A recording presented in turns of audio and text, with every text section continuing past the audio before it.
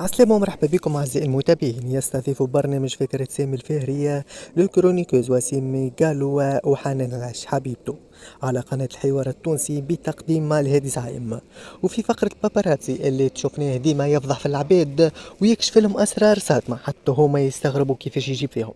ويكشف المرة هذه اشنية صار مع حنان العش حبيبة وسيم ميغالو لأول مرة لحظة إيقافه وهي سندته لأول واحدة كانت ساندته وكشفت الأخبار اللي قاعدة تدور مع المحامين.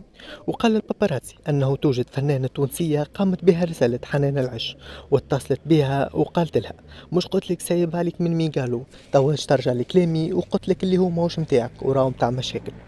وكما شفنا الباباراتزي يخرج ويكشف يقول لها اكشف لنا على هذية وتقول الميغالو اسم الفنان، لكن الهادي زعيم ما يسمح لهمش الباباراتزي والميغالو انهم يكشفوا شكون الفنانة التونسية اللي تحرض على العلاقة بين ميغالو